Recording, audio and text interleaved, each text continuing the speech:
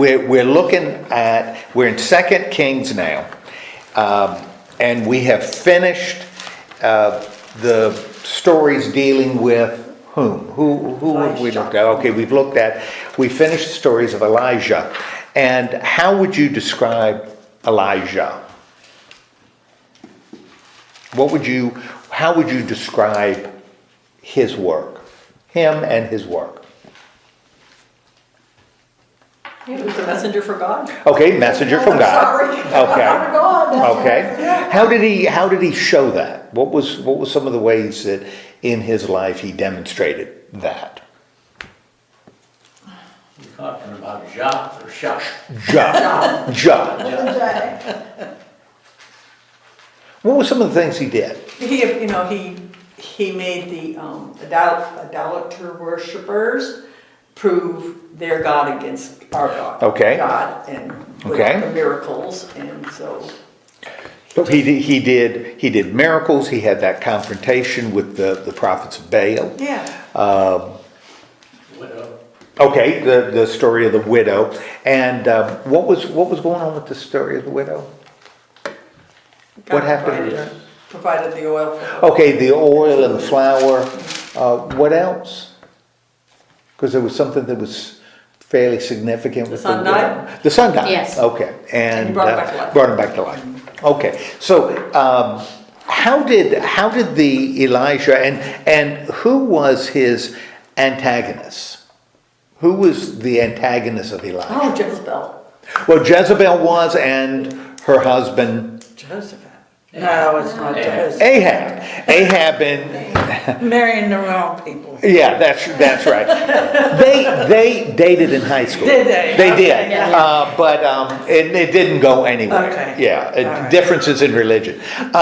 So the Ahab and Jezebel and Elijah on one hand. What were some of the things before Elijah departs? Well, before he departs, God gives him Authority.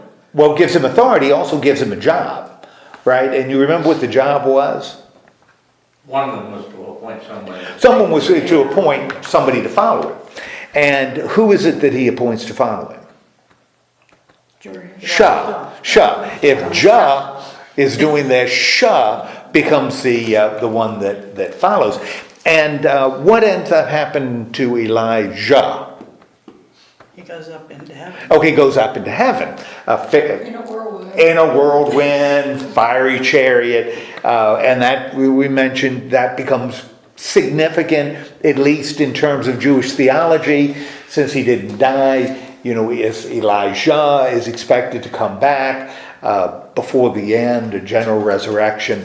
If you see visions, and there are a lot of particularly apocalyptic stuff written, often they're visions of Elijah, because if anybody's going to describe heaven, it would be either Elijah or Enoch, because Enoch didn't die. So there's a lot of visions that are associated by people who are writing later with these two individuals, and it bleeds over into the New Testament. We see Elijah mentioned. One portion of the study that we did that really hit home with me with Elijah was that he tired out, like we all do. Yeah. He just got tired, and God provided and strengthened him and told him to go. And he did. He was obedient. He went.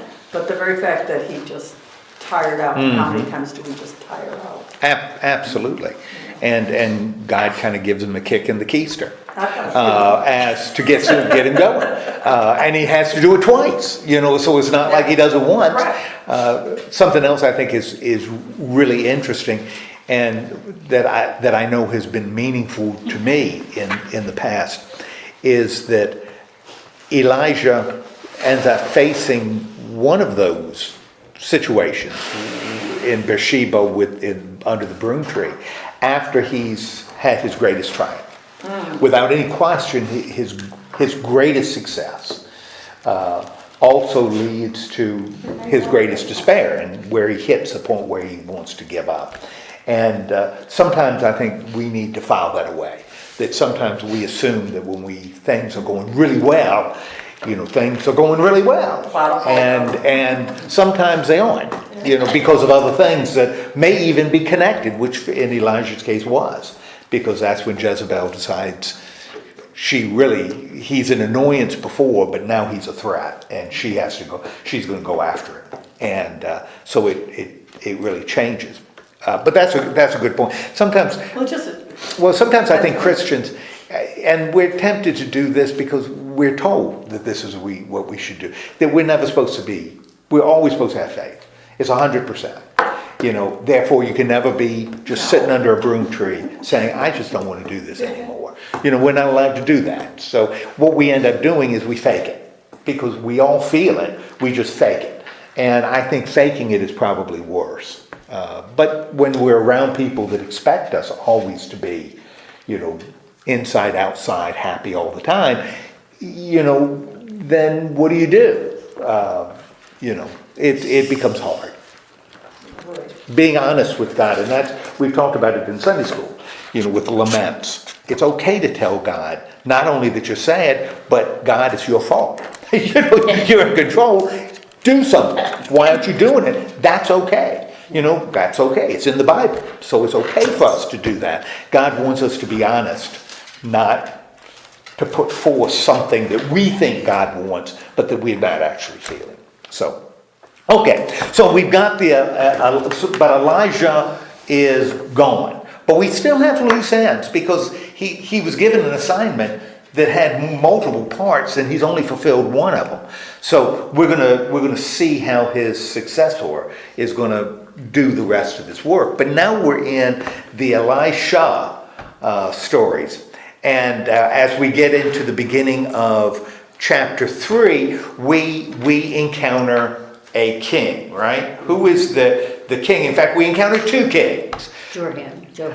Okay, Jehoram, and we see Jehoshaphat, because this is a pattern that the writer of Kings and Samuel, to a lesser extent, that's what they've done, is since we're talking about two places, Judah and Israel, they'll reference one king or time by the king of Judah and the king of Israel. So Jehoram is king of Israel. He's the son of Ahab. But we know then what's going to eventually happen to him. We already know what's going to happen to him. Jehoram. He's going to die. And his son is not going to become king later, because we already know that. That was one of the things Elijah was told to do, to anoint Jehu, king of Israel, a new dynasty. So we know his time is limited, even as we read the story, because the writers already told us that. So he's there. We've got what king is mentioned? The other king? Okay, Jehoshaphat, who's king of Judah. We've run into Jehoshaphat before. What is Jehoram? What is the judgment of Jehoram that the writer offers? He did evil in the sight of the Lord. Okay, he does evil in the sight of the Lord, which is not a shocker, because the kings of Israel always. There's not one king of Israel that doesn't do evil in the sight of the Lord. That's the way it is. Why does he do evil in the sight of the Lord? What is his evil? Because his mother had done? Well, his mother set up the worship of Baal, which is a god of the Sidonites, which he doesn't do, right? He takes those things down, but what's the problem? He still clung to what his mother did. Well, he doesn't cling so much to what she did. What does he cling to? Idols. What kind of idols? The idols of? Baal. Well, he's torn down the idols to Baal. Yeah. So he's kicked the religion of his mother out of Israel. Yay, they're not worshiping Baal anymore. Woo, that's good. But he cleaved into the sins of Jeroboam. Okay, Jeroboam. And who is Jeroboam? Son of Nebuchadnezzar. Well, that's right. But who is he? Because we've seen him before. We've talked about him before. King of Israel. He's king of Israel. In fact, he's the first king of a divided Israel. You remember Rehoboam in Judah, Jeroboam in the north. Jeroboam rebels and takes 10 tribes with him. And remember, one of the things Jeroboam does, because remember, he's king of a country that, and being king of a country, his people have got to have some kind of worship as a way to bring the country together. You know, they've got to have some sense of unity. And therefore, what does Jeroboam do? And a couple of calves. He makes a couple of calves. Even though it's the Lord, he calls them those 4 letters. It is the Lord. How do you worship the Lord? Well, you worship the Lord at... That's right. That's where you're supposed to. Jeroboam can't do it in Jerusalem because Jerusalem is in a foreign country. So you can't worship.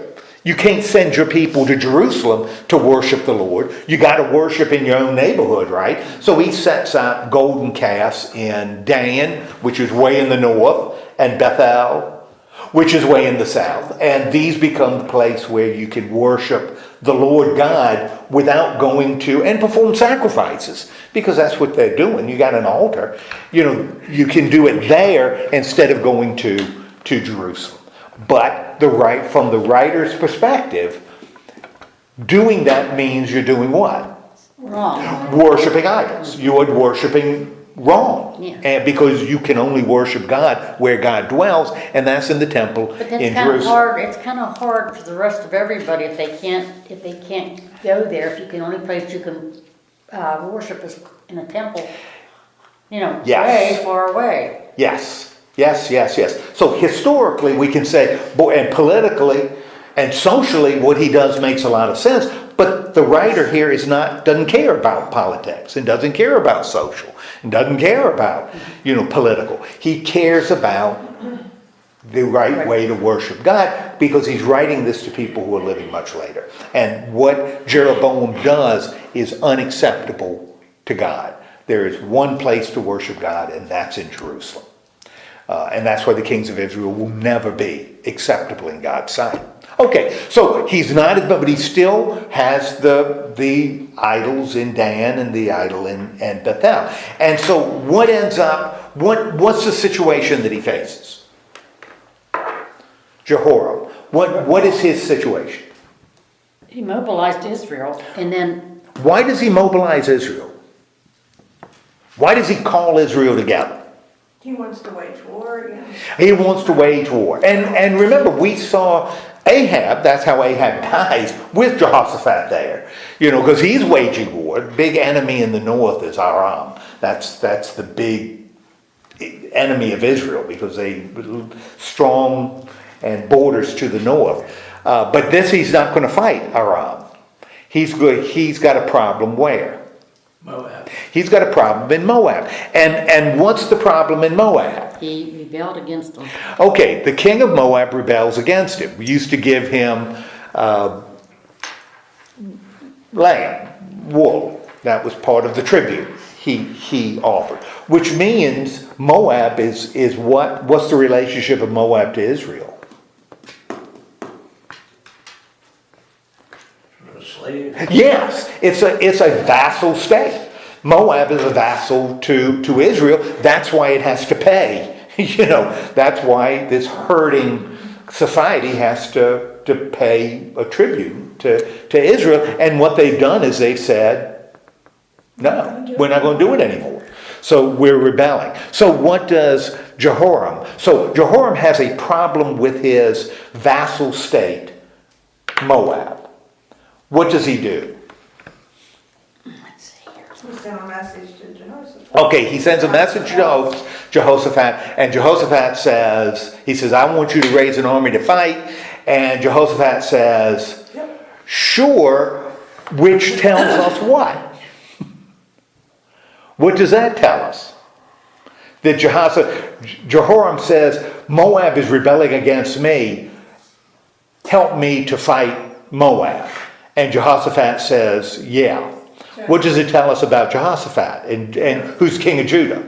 They're weaker. Yes, Judah may also be a vassal state of Israel, because Israel has the population, it has the most productive land. Judah here is a vassal state, but it's not going to be presented as that. Because for the writer, Judah is going to be the one that holds on, is going to be the true, represent the Davidic line. But, a king going to another king saying, I want you to help me put down a rebellion that only affects me. And the king says, oh yeah, okay, I'll raise an army, I'll spend all this money, I'll go fight, my men will die, so that you can get your province back. You don't do that unless, Can I help you? yeah, you got a choice, you don't have a choice. And that's what he does. In fact, we run into another vassal state, during the war. What's the other vassal state? When Jehoshaphat says, okay, we'll go. So Jehoram gets his army, Jehoshaphat gets his army, they start marching. Jehoshaphat says, I know the way to get to Moab. There's several ways you can do it, but I can get you through the back door. And what's the back door into Moab? Through Edom. We're going to go through Edom. And That's all that. yeah, we got to go through Edom. Now, understand all of these, we know all these people because of how it's presented way back in Genesis. Remember? You remember and none of them are good. None of these people are good. You remember how Moab, the origin of Moab? Remember Lot and his daughters? Yes. Yeah, one of them is the father, one of the children of one of Lot's daughters. The son produced by Lot is Moab. So, okay. The Jews look at Moab as being Not so bad. The origin is bad. Edom, the background is Esau.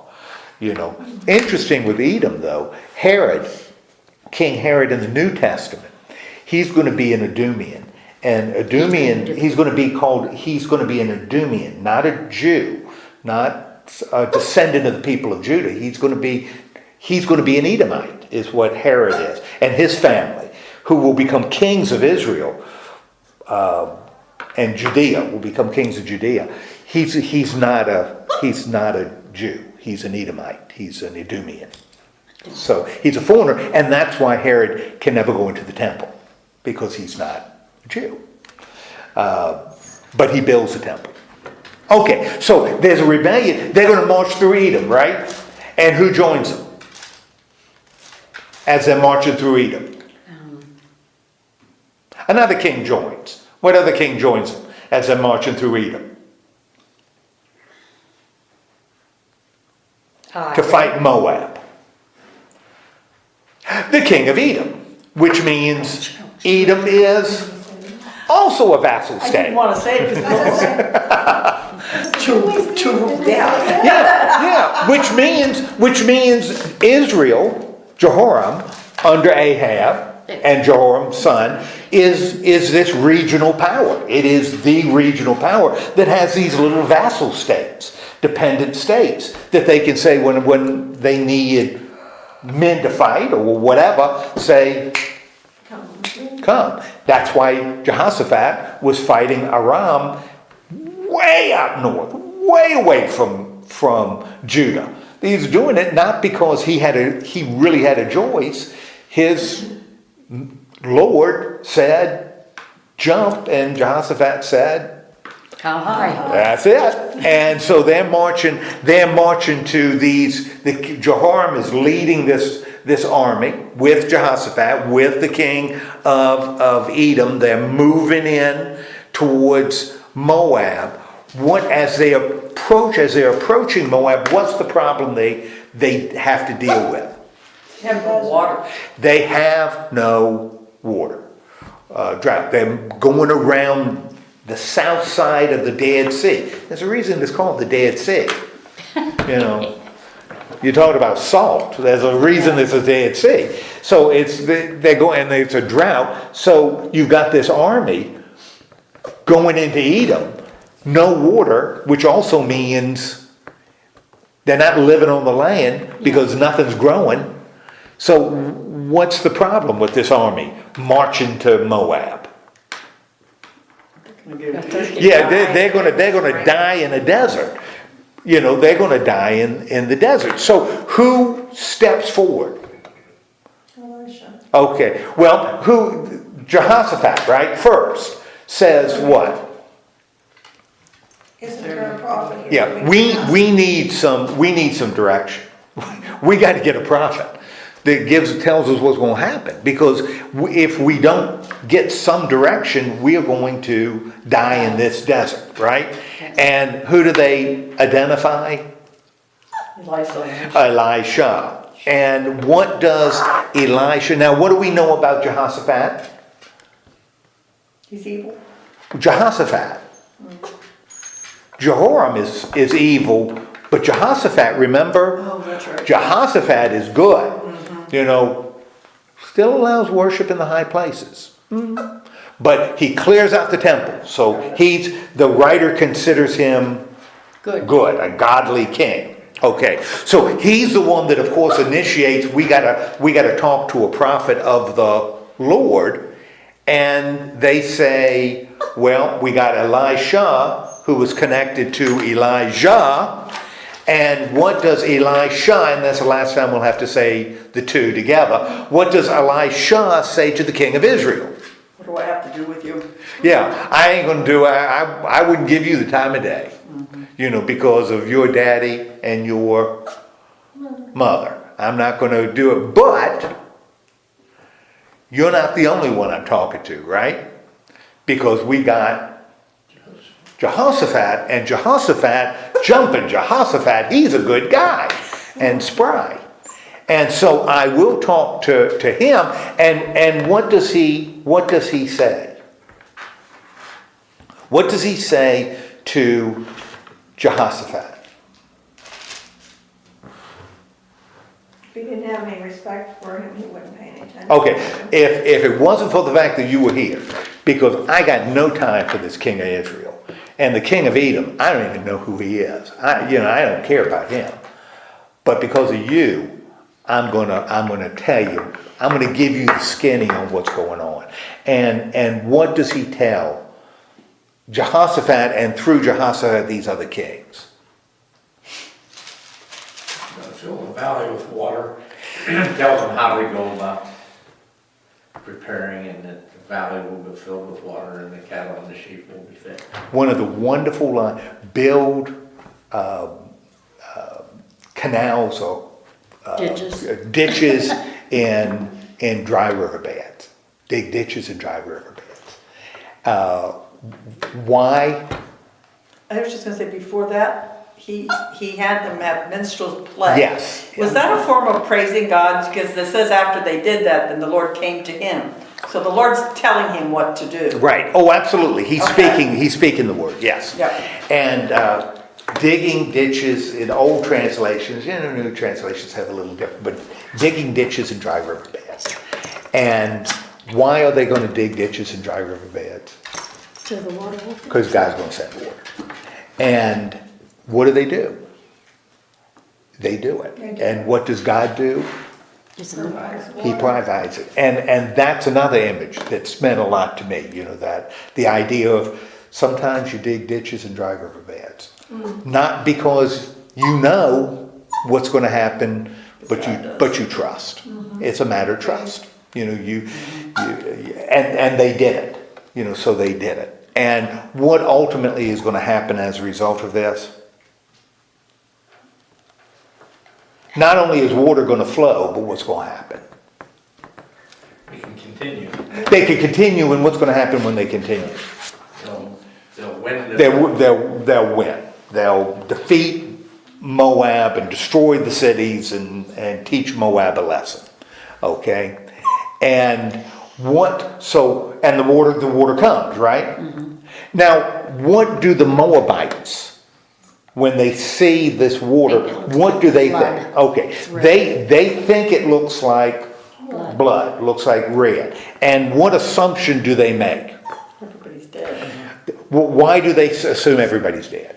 Slaughter beats the blood because of in the water. So what happened that would result in a slaughter? They thought they were fighting. Yeah, that maybe Jehoram got there with his army of Israel, and Jehoshaphat and the king of Edom were there and said, let's us get together, and we won't be vassals anymore. This is a great time for us to rebel. And so we'll kill a few Israelites and then go home. So that they assume that they've been fighting among themselves, but of course, Yeah. they hadn't. And what happens when the Moabites attack? Well, they go into, get all the stuff. They go to, Oh, they're thinking about all kinds of, Yeah. oh boy, this is, but they're waiting for them. yeah, we're gonna get all kinds of spoils, right? Because that's what soldiers do, you know, their pay is what they can carry off. And who they can carry off.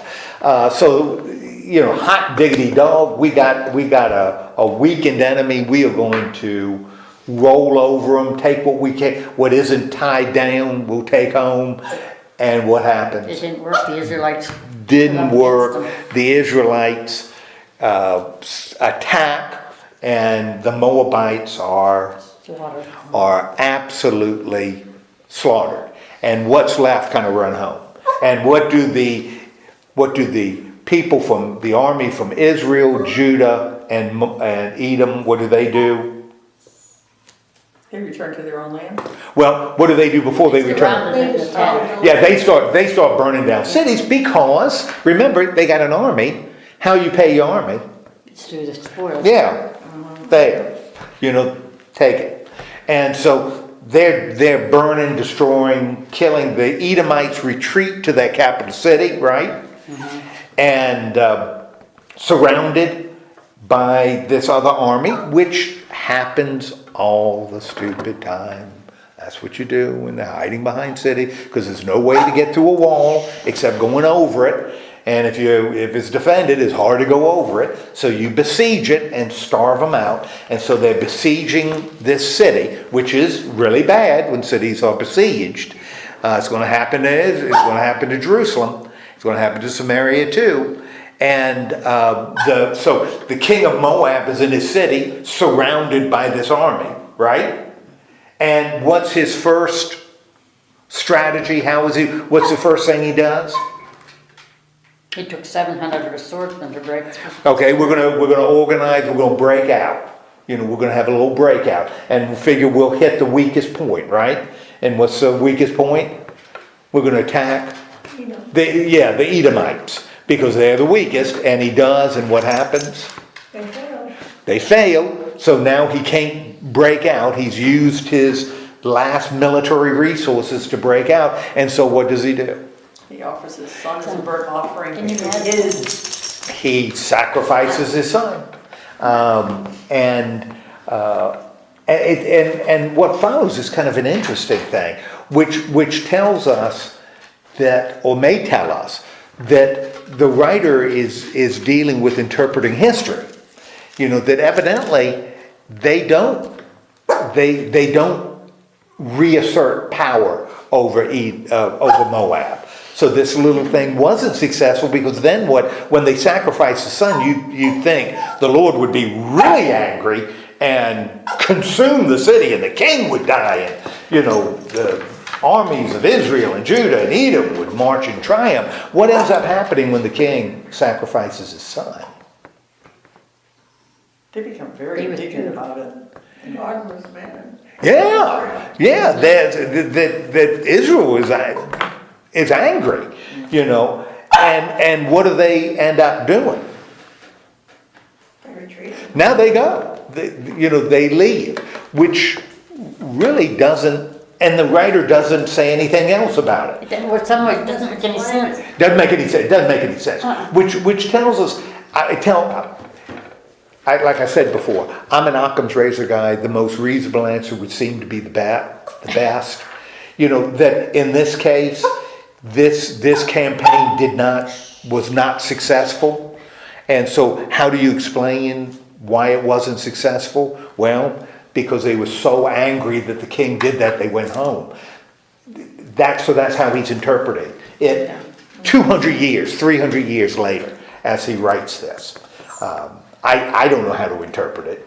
But then the writer makes sure God isn't involved in it. It's not like God says, oops, you got to go home. So it becomes Israel, and it's Israel, not Judah, that chooses to do it. And we always have questions about Israel anyway. But anyway, this is, what does this account is in here and is long. What do you think the purpose of the writer? What purpose does the writer have in including this little story? Because again, the writer doesn't have to include it. What was the question? This whole chapter, why would this be, or chapter 3, why would this be even in here? Why would the writer have this To come this with an story? understanding of what's coming? Okay, well, how would it do that? Because how do you think it would do that? Help us understand what's coming. By presenting what was going on, Okay, okay, they get to see it and then they go from there. so we got a little bit of historical context with the writer, okay, that's good. Anything else that you said? Because I'm not sure that I have an answer to give you. Why do you think this story? So that could certainly be, he's giving some historical context within which he's going to work. What else would be a reason? Anything that y'all could think of? Jehoshaphat was still interacting with Israel, so the two countries were, and I kind of question whether or not even back before another king, I don't know if it was Ahijah or Ahab, but Jehoshaphat had answered that he was willing to work with him, and my horses are your horses. Right. Was there any thought that he was trying to bring some unity back to Israel? Jehoshaphat? Or back to the, Well, it could be. between Judah and Israel, bring some unity back. It could be. I mean, that's a possibility. The difficulty would be Judah would appear to be the weak partner. Of the two, Judah's not the power. So if there's going to be unity, it'd be unity not with the Davidic king. It would be unity through Omri, because that's the dynasty that's ruling Israel now. It would be under their control, and it wouldn't be focused on Jerusalem. It would be focused on Samaria, because that would be the dominant power. But it could be. Certainly, as the writer presents it, at the very least, we get this sense, if we don't look almost a little bit, but we don't have to look hard beneath the surface, would seem that these are equals. You know, that right here, Jehoram and Jehoshaphat are equal kings. But you look and you start asking, well, why would Jehoshaphat do that? Why would he sacrifice the money and the manpower to help a king of Israel that's not going to benefit his kingdom at all? And it's only going to hurt Judah. It's not going to help Judah at all to put down a rebellious, group. Well, the only reason that makes sense is that Jehoshaphat is a vassal, or is at least is weak enough that he could be blackmailed into. He can be convinced that you either join or my army's going to march through anyway. You either join or we burn down your towns. So they aren't. But the writer doesn't want us, because the Davidic king is what's important. So we'll keep on with this idea that Israel and Judah are equal. But even if you look at a map, Israel and Judah are not equal. Israel is much larger, higher population, got a coast so they can trade. Israel is certainly stronger. One of the things too, if you look at a map, because you have Aram around Damascus, which is north of Israel, and that's a major power. But if you look north of Aram on a map, you will see something that's going to be an issue soon, like within 100 years. And that's a power that's expanding, called Assyria, and Assyria is going to be an issue, but not yet. Not yet. They're not strong enough to be an issue yet. And also, didn't this where he sacrificed his son? Don't you think it kind of gave them a bad opinion? Oh yeah. A bad opinion of a king who would give his rightful heir. No question. No question. This is as the reader reads this 300 years later, they're saying, "Oh, he's disgusting. That's disgusting." I think it was even to them. It was even as bad as they were in their own way. that act was so horrible. Yeah. They could not, Yeah. they just walked from it. Yeah, that's a real. That's judgment, wrong. So anyway, but this story happens and then we don't go back to it. We're never going to refer to it again. Right. So this story is over because beginning in chapter 4, we've got some more stories. Now, remember last week when we talked about Elisha taking over the mantle?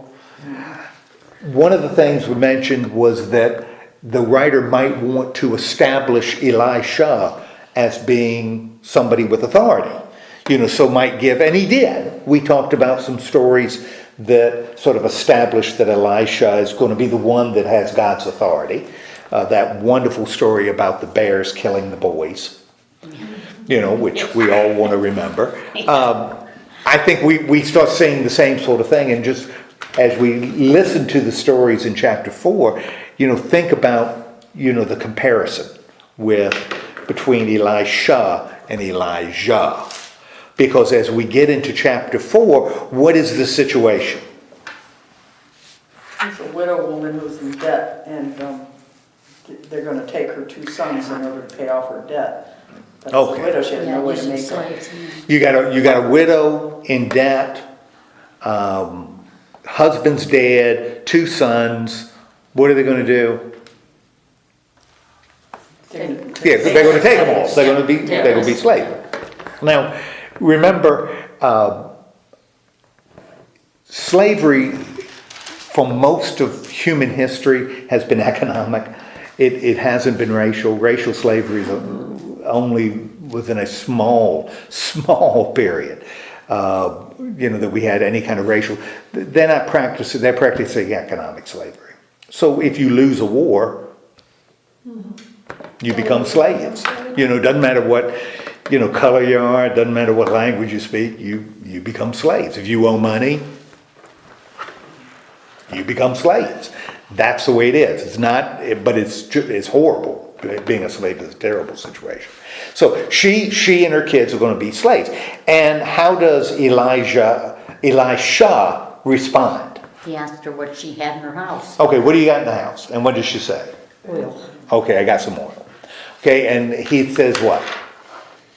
Go out and get lots of dust. Yeah, go get a bunch of jars and buckets and whatever, any kind of containers. And what are you going to do with those? Fill them up. You're going to fill them up with oil. And she's thinking, that's the dumbest thing I've ever heard. Because I just got a jar of oil. And what ends up happening? They were all filled. She fills everything that she can get her hands on. And Elisha says, To go and sell it. go and sell it and pay your debts off. And she says, okay. And that's what happens. Now, what is it showing about? Now, this is just a story that drops down. We doesn't deal with it in the future. What does this story show about Elisha? And I didn't mean that sounded hostile. I didn't mean it to sound Elisha. Yeah. That sounded a little nasty. I didn't mean it to be aggressive. What does it show about it? But God's talking. Yeah, God's talking. He's a person that has power and authority. Now, I don't know about you, but as I read this, I'm experiencing a little bit of deja vu, right? When did we see this sort of thing happen See before? loaves and fishes. Well, hold on that because we're going to see that later. Elijah kind of did the same thing, didn't he? Yeah. With the oil. And then it says the oil stopped flowing once she had every vessel filled. Right. It just stopped. That's so it accomplished what it needed to accomplish. She Yeah. was able to raise money, which is something the church is going to pursue here. We're going to start doing that, selling oil, to pay off any kind of debt we might ever But have. isn't what happening with The subs.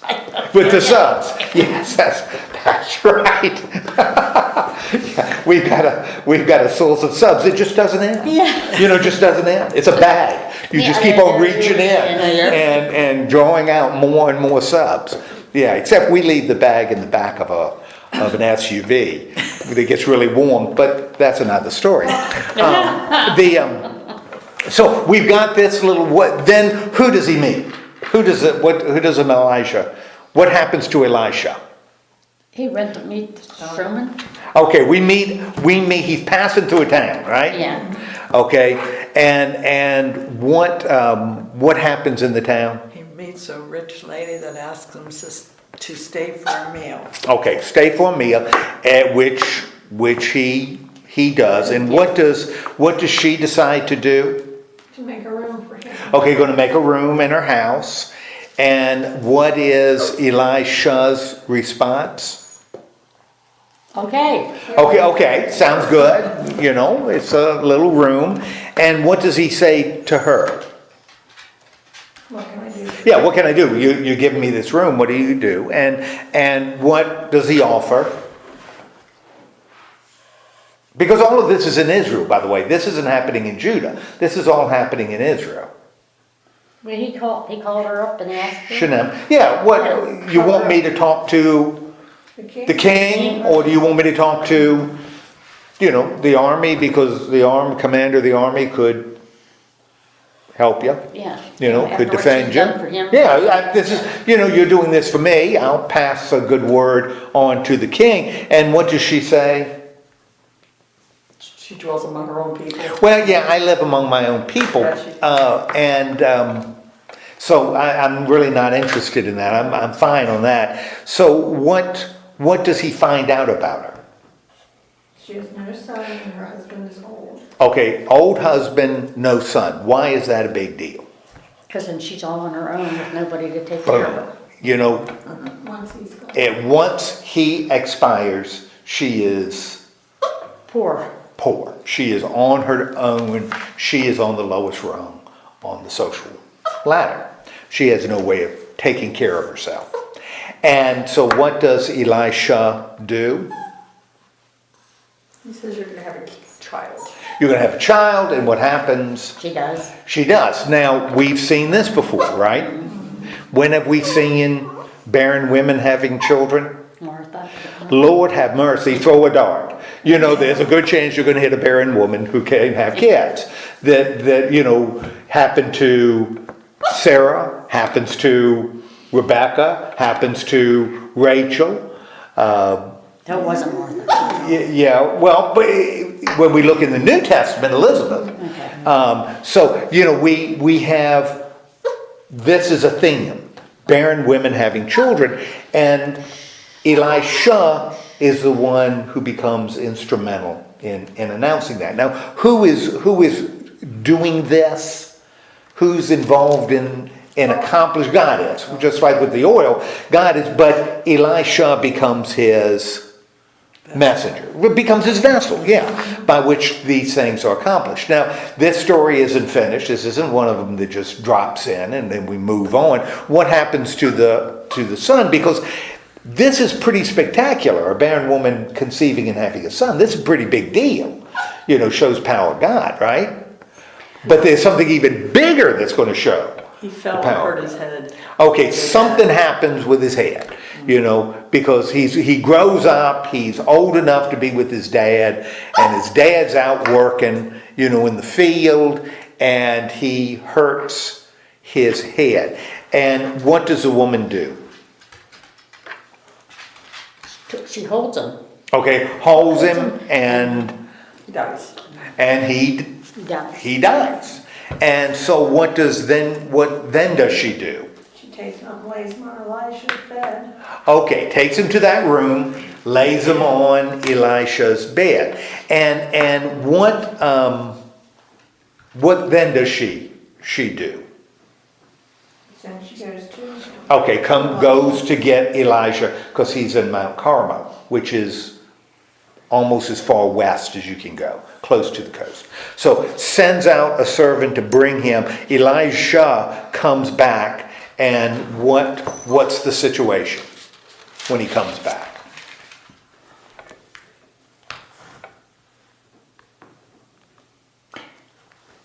What her husband do? Well, she gets Elisha, and Elisha comes back, right?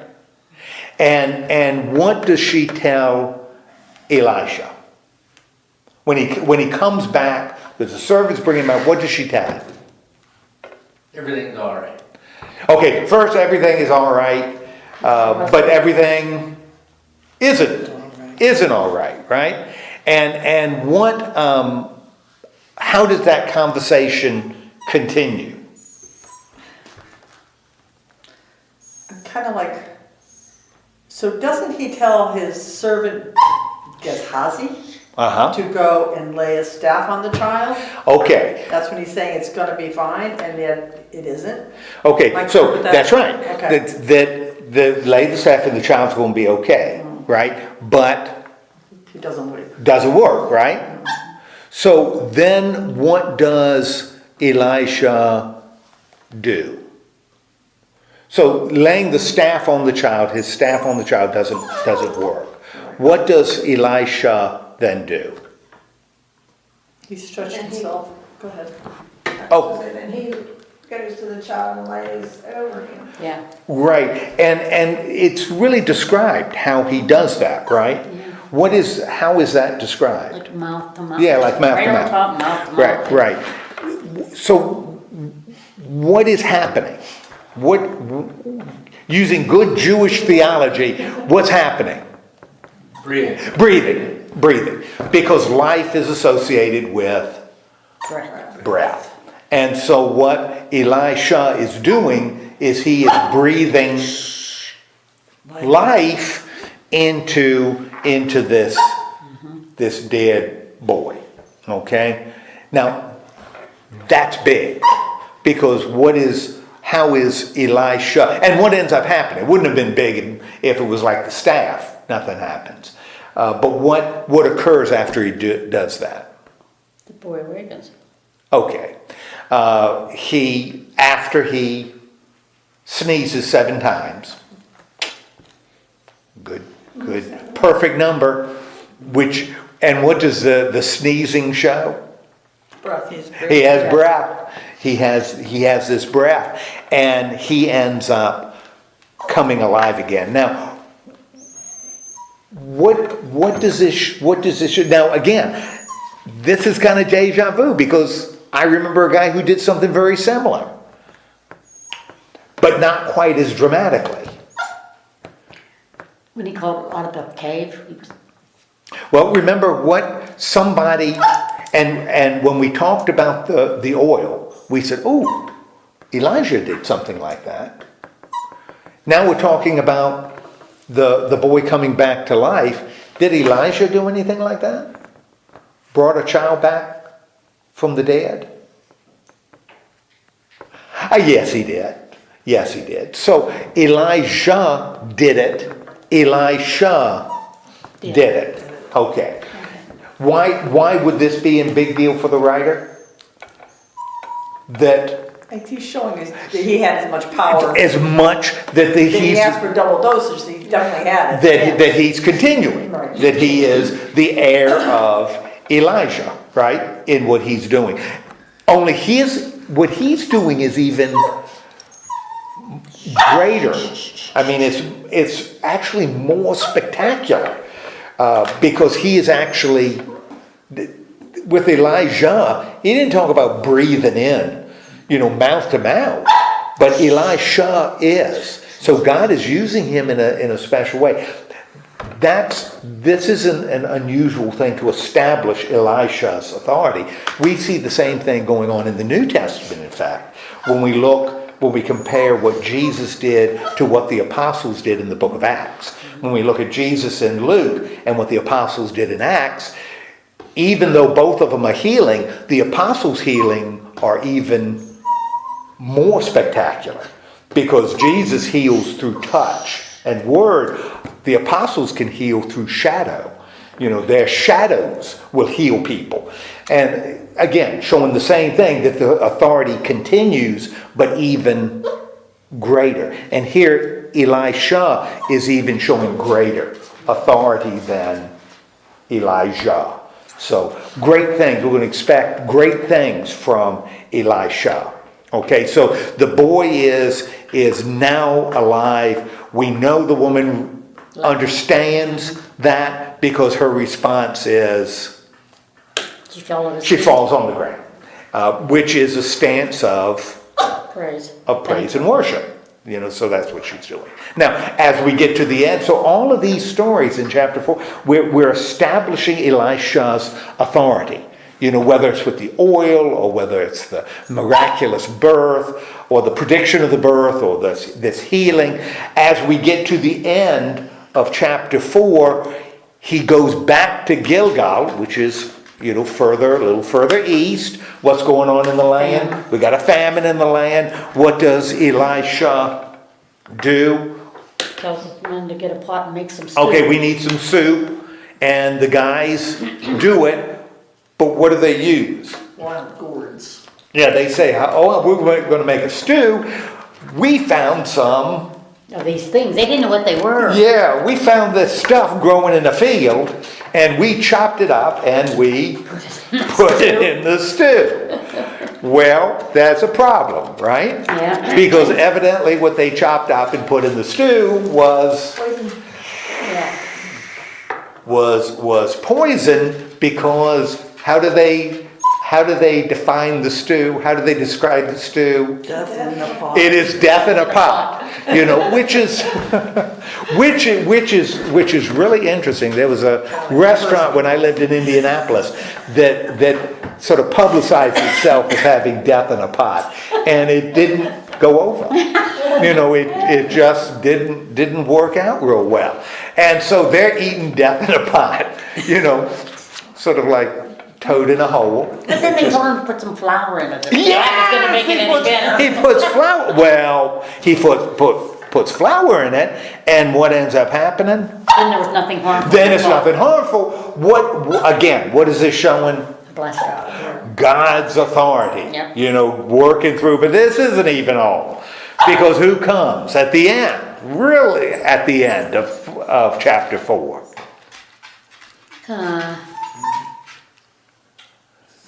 Just as a man. Yeah. Okay, a man, he comes and he's got. 20 loaves of bread. He doesn't have a heck of a lot. He doesn't have a heck of a lot in his sack. And what does Elisha say? Give it to the people. We got 100 people here. Let's feed them. And the servant says, that means everybody gets a crouton. Kind of gets a piece of bread we serve in communion. This is what everybody gets. Sort of like Jesus and the fish. Yes. We've got another miracle, right? Yeah. Where he does it, and the people eat, and there's some left over. There's so much, which shows us, that the writers of the New Testament are very aware of the Old Testament, because this sounds like the story of the bread and the fish, which means that the writer is very aware. Matthew, it's found in all 4 Gospels. That's one of the few stories in all 4 Gospels, feeding of 5,000. That they're very much aware of that this happened in the past, and it kind of calls forth the image, only they're putting their own spin on it, slightly different spin. All of these stories are showing what? The stories in the 4th chapter are showing what? God blesses them. God is blessing them. In particular, how is God blessing them? Through Elisha. Okay, so now we've done that. We've established who Elisha is, and we know his authority. We're ready to move on, which we do in chapter 5. And who shows up in chapter 5? Naaman. And Naaman is king of Aram, which is like Syria, around Damascus. Major enemy of Israel. Regional power. Is a power equal to Israel. Israel and Aram are in constant warfare, And what is his problem? He has leprosy. He has leprosy. Okay, and what does he end up doing? Got a girl. Well, okay, and what's his goal? What's he do with? What does he want? What does Naaman want? He wants to be cured. He wants to be cured. And so to whom does he make contact? prophet.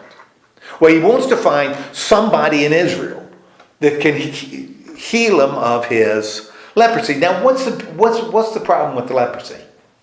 Why is leprosy? Why? Why is that mentioned? Well, it's contagious. Well, it's contagious. What else about leprosy? It's gross. It's gross. You know, that's when you say it in Hebrew, it sounds different. Oh, it does. Gross, yeah.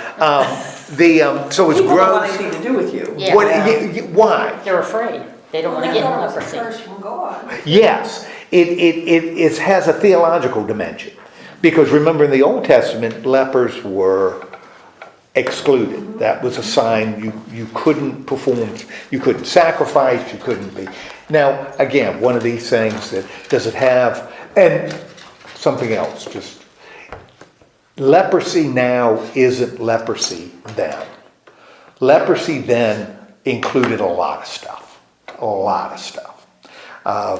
We know leprosy is pretty specific. Bacterial, I think. Isn't it leprosy a result of a bacterial infection? And actually is not easy to contract. Doesn't spread fast. And it's really, really limited. Leprosy now. Leprosy then included any kind of skin disease. And they said, if there's a white hair growing out of, a mole, then you got leprosy. And a lot of people were cured of leprosy. So leprosy covered a lot of skin. In fact, sister, you may have been classified as a leper as a result of what happened to you. Yeah. Because it was a skin disease. Yeah. So people should avoid you when you're using that Mary Kay stuff. Or Avon. That's Avon. Avon, okay. I'm sorry, I That's a- said Mary Kay and that was incorrect. So anyway, it's a broad, but he's got leprosy, but it's a theological thing. It's not just a health concern. You are unclean. That's why in the New Testament when Jesus touches lepers, that's a big deal. Because if you touch a leper, you become unclean too. So that's not something you want to do. So he's got leprosy. He's a king. He wants to find a guy who can heal him. Where does he go to look? To whom does he make contact to get a name? It's like, do you know a doctor? A good doctor that can help me with this leprosy. He asks He goes to Israel. goes to the king of Israel. Yeah. Do you know somebody that can take care of that? Now the king of Israel, when he gets the letter that he sent, is thinking, what? Oh my gosh, this can't be good, right? Because nothing good is going to come of this. Because he is going to Hold him accountable. yeah, that's right. And we're talking about leprosy, and I don't have a name in my Rolodex. I can't give him a name. And if he doesn't get healed, this is going to be bad on Israel because he's going to be really ticked off, right? Mm-hmm. So he hesitates. Why would this guy ask? Who does hear? Who does what? Who does hear about Naaman and his leprosy? Here, H-E-A-R. Yeah. Who does The hear? king. Yeah, who does hear? Elisha. Yeah, Elisha. Elisha hears. And one, as the king of Israel is going through his little fit and tearing his clothes and all. And what does Elisha do? What does Elisha do? He Tells says, us to send a Come, man. send him to me. Send him to me. And what does Naaman do? what? He comes to Elisha, okay? And Naaman there with his leprosy and is there. And what does Elisha say to Naaman? Go wash. He'll tell you. It gives him a message. Okay, go, sends a message, go and Wash yourself 7 wash times. yourself 7 times in the Jordan. And you'll be clean. And Naaman's response, He's kind of full of himself. He says, why didn't he come out and tell me himself? Yeah. I got some problems with Yeah. this, right? Pride. What does he says, why didn't he come himself? What else? He didn't think that the river He didn't do was it. clean. Yeah, that's the dumbest thing I've ever heard. He went to him, it's like you get people who think they know everything, and he went for help, and then he eschewed the help, like the guy in the flood where God kept Yeah, sending right. things, and he kept refusing, waiting for God to somebody to rescue. That's what. Yes. Although, before we are too harsh, we're sick, really sick, and we go to the doctor, and we're in the waiting room, and the doctor, the nurse, or not even just the receptionist kind of nurse, comes out and says to us, "Oh, the doctor won't be coming out to talk to you. You won't be seeing the doctor, but he told me to tell you to take an aspirin and go home." Yeah. Are you going to be happy? Nope. Heck no, you're not going to be happy. Because what do you want? Help me. You want that doctor to look at you, right? Right this minute. And then you want him to... Cure you. And he doesn't, he's not cure. Oh, you'll be fine. Yeah. That's a rash, you'll be fine. It'll run its course. You want the doctor to tell you that? Heck no. What do you want the doctor to do? Fix me. Fix you! Here's some ointment going to cost $75. But it'll cure you right away. You gonna pay for it? Pay that $75? Not really. Well, you're not gonna be happy, but yeah, I'll listen to that.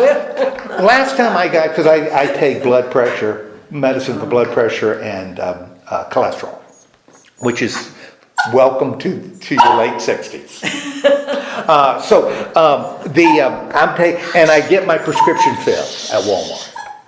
And it's the prescription for, I think it's cholesterol, I'm not sure which one. And I'm there and how much do I owe? She says, nothing. Nothing. Is this, I asked, is this a special day? Are you giving away drugs free? And she says, no, it's nothing. Your insurance covers nothing. Yeah. And I said, I don't know that I like that. This I'm supposed to take to keep me alive, for crying out loud. And you know what it costs? Nothing. Nothing. and I learned early on, you get what you pay for. And this cost nothing. This is what he says, go wash in the river 7 times.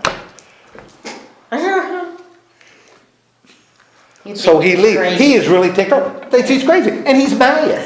Because at least it should be challenging. Yeah. Climb a mountain.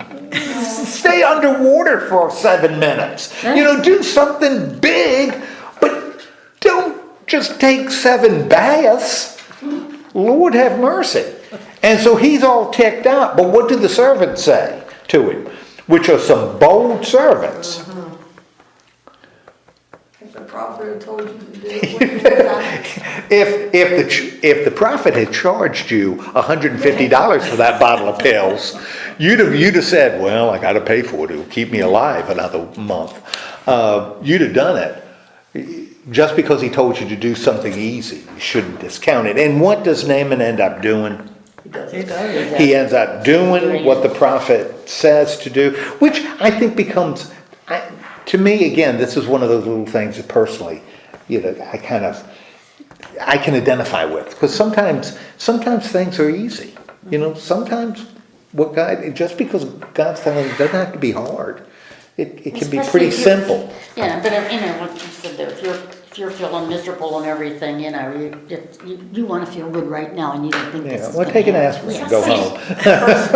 Sometimes personally, I feel, what do I have to lose? Yeah, If you're that down and out. Right, What do right. you have to lose? exactly. Yeah. That's So what you I'm put your getting trust at. there and Yeah.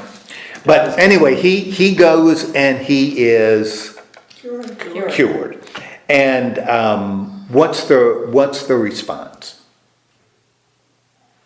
And not only is he cured, he has the flesh of a young boy. He has Avon. They went back. Avon products. They went back to God. Yeah. So not this one, but the other, the Yeah, good stuff. The good better stuff. stuff. That's right. And so what does he want to give Elisha? he gives praises Yes. to God. Oh, he gives praises to God because, and he does, he's giving praises to God. But what does he want to do with Elisha? He wants to offer him a gift. Yeah, well, geez, Louise, he's done something pretty spectacular. And what does Elisha say? He refuses it. No, I'm not gonna, I don't need that. That's not why I did it. And what does Naaman ask Elisha?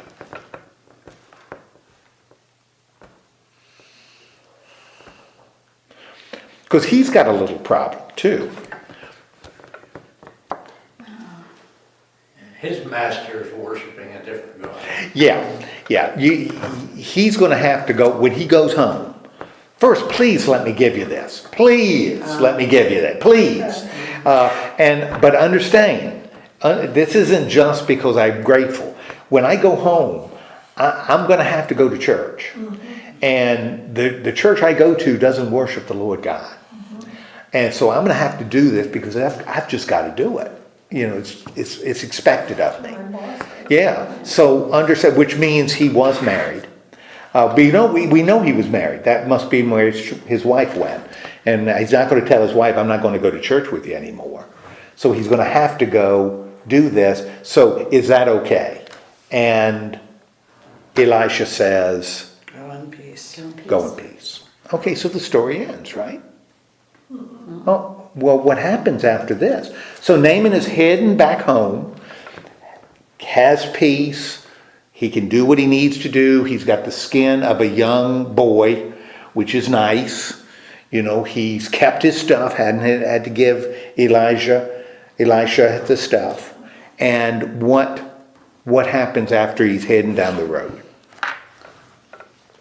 Elisha's servant. Oh, Gehazi gets an idea. And what's his idea? He'll collect. Well, you know, we kind of let him off. And he was willing to pay a lot. And so I'll be your agent. I'll collect for you. And what does Gehazi do? Tells him, give him a talent of silver. Yeah, he's running behind. And he says, and I love this. And none of it's true, of course. But he's not just saying, oh, we had to change our heart. We want you to pay us for what you did. What does he tell him? His master sent him to say, 2 young men from the company of prophets. Yeah, it's not for us. It's for them. Yes, it's not for us. We just had these 2 guys show up, right? And what we could use is, we could use some silver for these, not for us, for these 2 guys, and what else? And some clothes. Yeah, we're going to get some clothes for these 2 guys. You know, make sure they're 44 regular.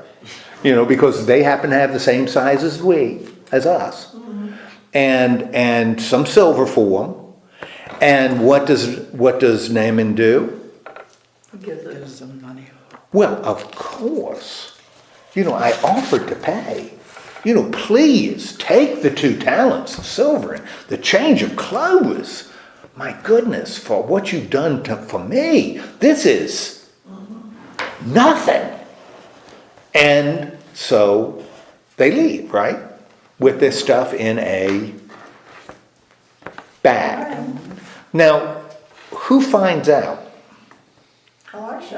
Elisha finds out. And it's almost like this little interrogation.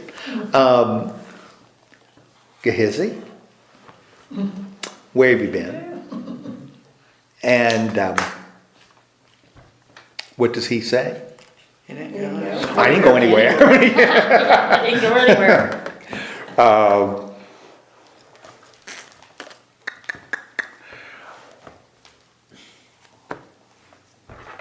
What does Elisha know? He knows what he did. He knows exactly what he did. And confronts him. And what happens to Gehazi? He gets leprosy. Yeah, he ain't going to be looking good in those new clothes. Because he now has leprosy. And not only does he have leprosy, His descendants will. but his whole family, which I'm sure his son says, thanks, Dad, because now he's got leprosy. And after. And since leprosy is not just a physical condition, it's a theological condition, in essence, he's going to be unclean, and his family is going to be unclean. Now, what do we know then now about Elisha that we didn't know before? He has that power to know what's going on. He has the power of what's going on. How does he have that power? Because I'm Okay, that he is plugged into God, and God is not only informing him, God is actively Involved. involved in it, with him, and accomplishing his will. Therefore, we're going to expect Elisha to do some big things later, because we still have some undone Elijah business to take care of that Elisha hasn't done. But we now know he is certainly the heir of the prophet. Okay. Any questions about Elisha or anything we talked about? Not at the moment, I'm just, Does it end this way because we know then that he can not only do great things in God's behalf, but he can bring condemnation? Because at the end, he basically... Yeah, that's a good Yeah, point. that's true. Yeah, that's right. He can also bring God's judgment. And, he has integrity. He has integrity. He did not accept payment for what he did, because what he did was what God gave him the power to do. oh, sweetheart. So, Oh, no. that's what he did. That's why I don't accept a salary. Oh, yeah. And he's in church. Barry, you I'm are waiting for gonna the be, bolt to I've been light. looking up there a little bit. You do? Yeah, I'm like, okay, wait for it to came in here. That's for next week. There's that ball man. Yeah, that's right. Where's the Bears? Yeah, well, you're gonna have to walk outside. I'd be looking around for bears.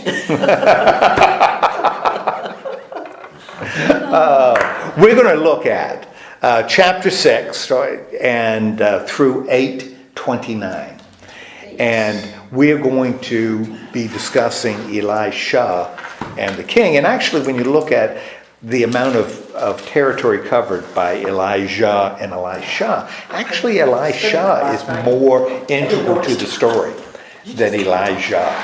He becomes the major instrument in this story, which is kind of interesting, because we don't think in terms of Elisha. We think in terms of Elijah as the great prophet, because he plays such a role in the New Testament. So, okay. Well, thank you. Let's have a word of prayer. Lord God, thank you so much for giving us this time together, and bless us as we go about doing your word. Remind us that sometimes digging ditches and dry stream beds that makes a lot of sense. And sometimes what you've called us to do is pretty simple. Let's not overcomplicate it. Let's go about doing what you've called us to do. In the name of Christ we pray. Amen. Well, it makes sense to dig in a dry riverbed, because if it once had water, let's just say it doesn't have water a little bit deeper. So Maybe. Maybe that becomes one of the signs of trust. it does.